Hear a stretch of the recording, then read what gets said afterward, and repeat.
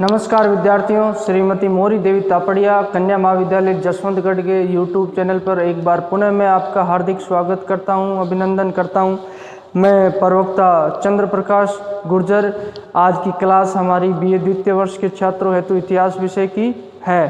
तो हम जो दिल्ली सल्तनत के तहत खिलजी वंश को पढ़ रहे हैं और डॉक्टर हबीब हुए हैं एक इतिहासकार। बात करते हैं डॉक्टर हबीब।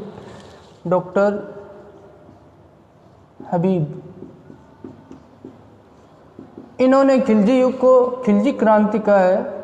खिलजी क्रांति का है। अगर बात करते हैं तो इतिहासकार डॉक्टर हबीब, तो इन्होंने खिलजी काल है उसको खिलजी क्रांति कहा है।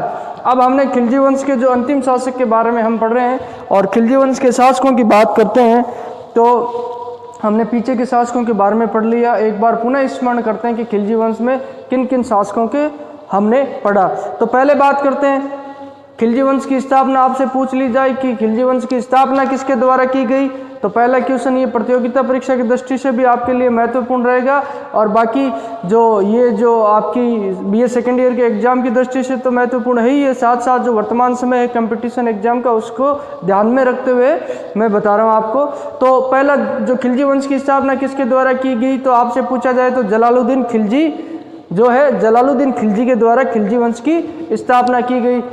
अब जलालुद्दीन खिलजी के पश्चात किसने शासन किया, तो जलालुद्दीन खिलजी के छोटे पुत्र को उसकी बेगम जो विधवा बेगम के द्वारा बैठा दिया जाए, रुकनुद्दीन इब्राहिम को। अब रुकनुद्दीन इब्राहिम के बाद बात करते हैं तो रुकनुद्दीन इब्राहिम के बाद अलाउद्दीन खिलजी आता है। अलाउद्दीन खिलजी के पश्चात शिहाबुद्दीन उमर आता है। शिहाबुद्दीन उमर के पश्चात कुतुबुद्दीन मुबारक आता है और कुतुबुद्दीन मुबारक के पश्चात नासिरुद्दीन खुसरो शाह द्वारा शासन किया जाता है। मूलतः जो खिलजी वंश का शासन काल है, जो समय कालक्रम अगर आपसे पूछ लिया जाए तो कहाँ से कहाँ तक होगा, 1290 ईस्वी से लेकर 1320 ईस्वी तक खिलजी युग रहता है सल्तनत काल में। और हमने पहले जो गुलाम वंश को पढ़ लिया, गुलाम वंश के पश्चात सल्तनत काल में खिलजी वंश का शासन आता है। खिलजी वंश के पश्चात तुगलक वंश का शासन आएगा और तुगलक वंश के पश्चात जो सैयद वंश है उसके पश्चात लोधी वंश का शासन आएगा, जिसको हम क्रमवाइज पढ़ते रहेंगे। उसके पश्चात मुगल काल आएगा, मुगल काल को हम पढ़ेंगे। तो ये खिलजी वंश है, इसका जो कालक्रम अगर समय है तो पूछा जाए आपसे तो 1290 ईस्वी से लेकर 1320 ईस्वी तक 30 वर्षों तक खिलजी वंश का शासन रहता है। अब बात करते हैं जलालुद्दीन खिलजी का शासन, तो वो भी आपको याद होगा 1920 से लेकर 1996 तक। और उसके पश्चात रुकनुद्दीन इब्राहिम कुछ समय के लिए शासक रहता है। उसके पश्चात अलाउद्दीन खिलजी का शासन 1296 ईस्वी से लेकर 1316 ईस्वी तक रहता है। फिर उसके पश्चात शिहाबुद्दीन उमर कुछ समय के लिए शासक रहता है, दो माह के लिए शिहाबुद्दीन उमर को हम पढ़ चुके हैं। उसके पश्चात कुतुबुद्दीन मुबारक शासक बनता। कुतुबुद्दीन मुबारक की बात करें तो कुतुबुद्दीन मुबारक 1316 ईस्वी लेकर 20 ईस्वी तक। और कुछ समय के लिए जो कुतुबुद्दीन मुबारक के पश्चात गैर खिलजी होता है वो शासक बनता है नासिरुद्दीन खुसरो शाह, जिसे खुसरो शाह भी कह सकते हो आप समझने के लिए। ये 5 अप्रैल से 5 सितंबर 1320 तक शासन करता है। अब बात करते हैं किस तरीके से खुसरो शाह द्वारा जो सिंहासन को हासिल किया गया, जो सुल्तान था कुतुबुद्दीन मुबारक को मारने के पश्चात। तो पहले बात करते हैं, अगर इसकी सामान्य जानकारी के बारे में बात करें या इसके उत्थान से संबंधित बात करें तो नासिरुद्दीन खुसरो शाह जो गुजरात का एक जो बरबारी जाति का व्यक्ति था। परवारी और बरबारी ये हिंदू जाति थी। कौन सी जाति थी? हिंदू जाति। और इसके द्वारा हिंदू निम्न जाति जो नीचे की जातियां होती है उसमें ये निम्न जाति थी परवारी गुजरात की। और इसके द्वारा क्या किया जाता है, इस्लाम धर्म को स्वीकार कर लिया जाता है नासिरुद्दीन खुसरो शाह द्वारा। और इसका पश्चात उस इस्लाम को स्वीकार करने के पश्चात इसका नाम नासिरुद्दीन खुसरो शाह रहता है। इसके द्वारा इस्लाम धर्म स्वीकार कर लिया जाए। धर्म स्वीकार करने के पश्चात ये धीरे धीरे अपनी योग्यता और गुणों के आधार पर, इसकी काबिलियत एलिजिबिलिटी इतनी अच्छी थी कि अपने गुणों और योग्यता के आधार पर ये जो अच्छा सेनानायक बनता है, अच्छा राजनीतिज्ञ बनता है, अच्छा कूटनीतिज्ञ बनता है और ये जो राजनीतिक षड्यंत्र करने में बहुत माहिर व्यक्ति था और अपनी योग्यता के आधार पर ये सुल्तान का विश्वसनीय सेनानायक बन जाता है। और कुतुबुद्दीन मुबारक की बात करें तो कुतुबुद्दीन मुबारक का ये जो वजीर, जो प्रधानमंत्री होता है, वजीर किसे कहा जाता है, मुख्यमंत्री होता है, जो प्रधान सभी मंत्रियों में प्रधान होता है उसे वजीर कहा जाता है। तो ये वजीर बन जाता है लास्ट तक, जो नासिरुद्दीन खुसरो शाह इतना विश्वसनीय हो जाता है। अब जो कुतुबुद्दीन मुबारक की बात करें तो कुतुबुद्दीन मुबारक है जो भोग विलास और उसमें जो सांसारिक भोग है उसमें डूब जाता है। और कहते हैं कुतुबुद्दीन मुबारक ऐसा व्यक्ति था जो महिलाओं के कपड़े पहनकर दरबार में आ जाता था और उसका जो दरबार है जो नाचने गाने वालों से भर गया, इर्द गिर्द उसके पास वही वो लोग मंडराने लगे। तो उस समय उपयुक्त अवसर देखकर नासिरुद्दीन खुसरो शाह उसके द्वारा कुतुबुद्दीन मुबारक की हत्या कर दी जाती है। और हत्या के समय बताते हैं कुतुबुद्दीन मुबारक है ये इसका इतना विश्वसनीय सेनानायक प्रधानमंत्री बन जाता है कि कुतुबुद्दीन मुबारक द्वारा इसे एक गुजराती सेना का गठन करने की आज्ञा दे दी जाती है। इसके द्वारा कहा जाता है कि विशेष रूप से एक गुजराती सेना का हम गठन जो दिल्ली की रक्षा के हेतु करना चाहते हैं। तो सुल्तान द्वारा इसको परमिशन आज्ञा दे दी जाती है और इसके द्वारा क्या किया जाता है, अपने विश्वसनीय व्यक्तियों को उस सेना में भर्ती किया जाता है। और गुप्त योजना बनाई जाती है कि किस तरीके से जो कुतुबुद्दीन मुबारक को की हत्या करके सिंहासन को हासिल करना है। और इसको राज दरबार में रहते हुए ये भी आज्ञा दे दी जाती है किसी भी समय आप सुल्तान से मिल सकते हो और कोई भी व्यक्ति जो इनका घनिष्ठ होगा या इनका जो निजी होगा वो व्यक्ति बगैर आज्ञा के ही राज दरबार में आके नासिरुद्दीन खुसरो शाह से मिल सकता है। तो इस तरीके की जो सहूलियत नासिरुद्दीन खुसरो द्वारा हासिल कर ली जाती है। और उसके पश्चात उसकी सेना का जब गठन कर लिया जाता है तो एक दिन की बात है, एक दिन का अवसर पाकर उसने नासिरुद्दीन खुसरो शाह ने उसकी सेना को गुप्त योजना के तहत आज्ञा दे दी जाती है कि कुतुबुद्दीन मुबारक की हत्या करनी है।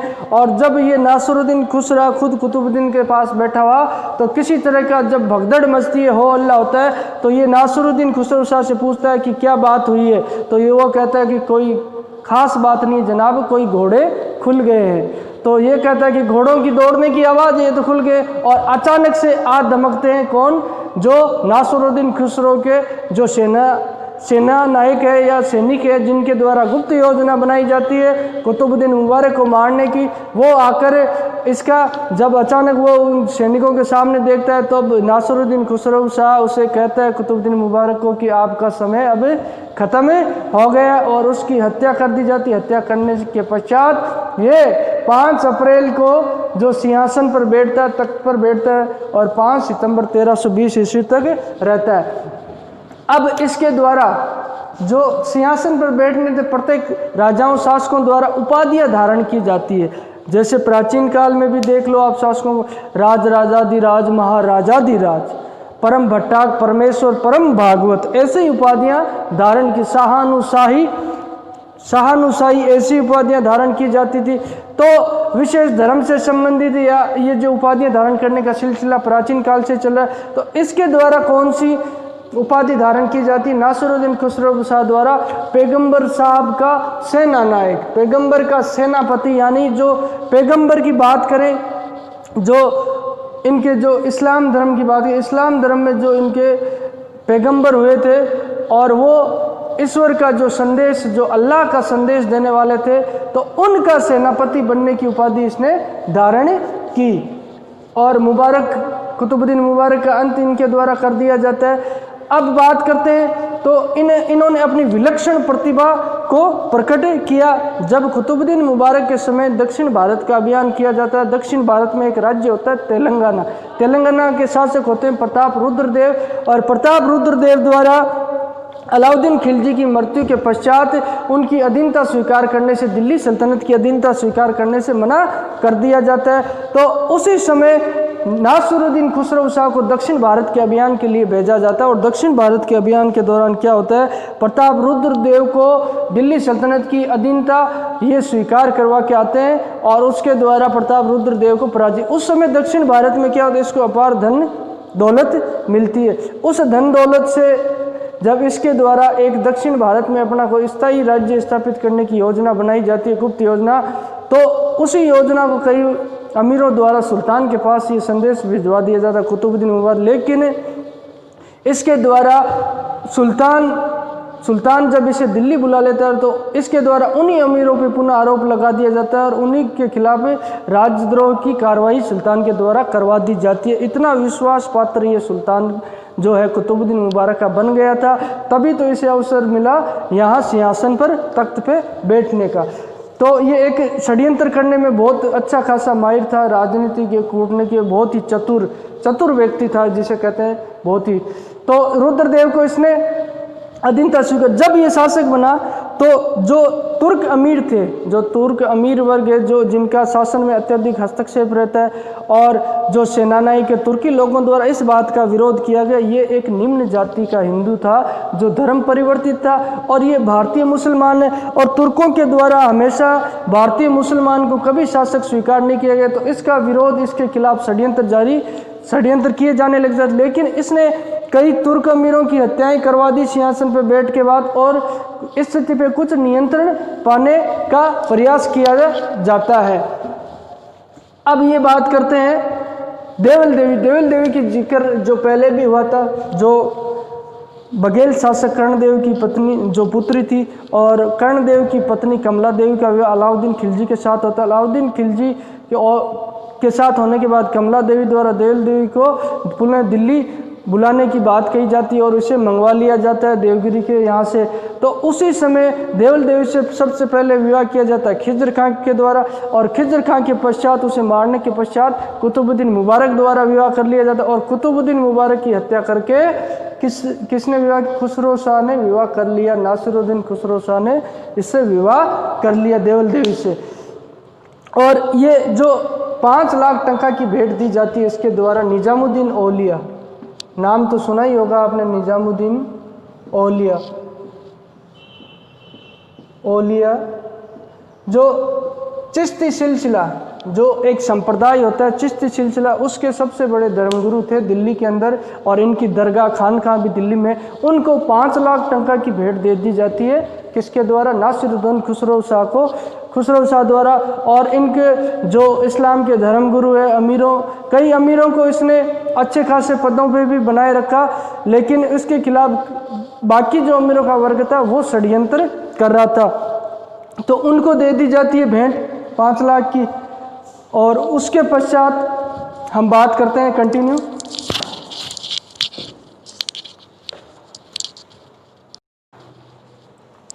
तो विद्यार्थियों, हम यहाँ निजामुद्दीन औलिया पे है और यहाँ 5 लाख टंका की भेंट, जो टका होता है, टका मैंने बताया आपको, जो रुपए एक मुद्रा की पहचान के लिए, उस टका की भेंट निजामुद्दीन औलिया को इनके द्वारा धर्मगुरु को दे दी जाती है। आगे की क्लास में पढ़ेंगे जब गियासुद्दीन तुगलक शासक बनेगा और बंगाल अभियान के दौरान इस 5 लाख टंका की जो भेंट है इसको लेकर विवाद होगा और वो इसे वापस ये पैसा जमा कराने को निजामुद्दीन औलिया को कहेगा। तो उसके द्वारा कहा जाएगी, जो अपने कहावत चलती है ना कि दिल्ली अभी दूर है, तो ये दिल्ली अभी दूर है की कहावत यहीं से निकल कर आई है। निजामुद्दीन औलिया द्वारा कहा जाता है धर्मगुरु के द्वारा गयासुद्दीन तुगलक को, वो तुगलक वंश के दौरान हम पढ़ लेंगे। अब ये गाजी मलिक कौन था? यही गयासुद्दीन तुगलक था। गाजी मलिक ये क्या था? दीपालपुर पंजाब का सूबेदार नियुक्त किया हुआ था। किसके द्वारा? अलाउद्दीन खिलजी के द्वारा। और कुतुबुद्दीन मुबारक के समय भी ये वहाँ का सूबेदार था और पश्चिमोत्तर मंगोल जो आक्रमण हुए थे उनका इसने ज़बरदस्त प्रतिरोध किया और उनका मुकाबला किया। ये उस समय महत्वाकांक्षी सूबेदार सेनानायक था और इसने अवसर पाकर जब दिल्ली सल्तनत के अंदर ये अराजकता व्यवस्था, नासिरुद्दीन खुसरो शाह शासक बन जाता है और इसके द्वारा अफवाहें और षड्यंत्र किया जाता है कि ये गैर मुसलमान है और ये हिंदू निम्न जाति का व्यक्ति है और ये भारतीय मुसलमान होने के नाते इसका विरोध किया जाता है। और इसके द्वारा जो नारे दिए जाते हैं कि इस्लाम खतरे में आ गया, बोले इस्लाम जो इनका धर्म है वो खतरे में आ गया, और ये बोले ये तो नासिरुद्दीन खुसरो शाह तो इस्लाम का शत्रु है। और इसके पीछे बात की जाए तो कई अमीरों द्वारा इसका समर्थन किया गया था। अगर आप धर्मगुरु की बात करें तो निजामुद्दीन औलिया द्वारा भी इसकी जो भेंट स्वीकार की तो ये पूर्ववर्ती षड्यंत्र था और ये प्रथम भारतीय मुसलमान था जो दिल्ली सल्तनत के अंदर जो शासक बनता है और हिंदू परिवर्तित हिंदू मुसलमान था। तो इसके द्वारा षड्यंत्र किया जाता है और कई अमीरों की और कईयों को सहयोग लेते हुए इसके द्वारा सेना एकत्रित करके दिल्ली की तरफ आक्रमण के लिए कूच कर दिया जाता है। जब कूच कर दिया जाता है नासिरुद्दीन खुसरो शाह को पता चलता है तो नासिरुद्दीन खुसरो शाह के एक भाई द्वारा इसका प्रतिरोध किया जाता है, फिर वो उसमें सफल नहीं रहता है और ये दिल्ली के पास आ जाता है और दिल्ली की घेराबंदी करने की तैयारी करता है। उसी दौरान नासिरुद्दीन खुसरो शाह द्वारा इससे युद्ध करने का निर्णय लिया जाता है और इस युद्ध के दौरान कुछ समय पश्चात नासिरुद्दीन खुसरो शाह को जिंदा पकड़कर इसके द्वारा हत्या कर दी जाती है और इसके पश्चात 5 सितंबर 1320 ईस्वी को इसके द्वारा जो गयासुद्दीन तुगलक जो गाजी मलिक है जिसका पहले नाम था और फिर ये गयासुद्दीन तुगलक के नाम से सिंहासन पे बैठता है, इसके द्वारा हत्या करके सिंहासन पर अधिकार कर लिया जाता है। इस तरह खिलजी वंश के शासकों का अंत हो जाता है।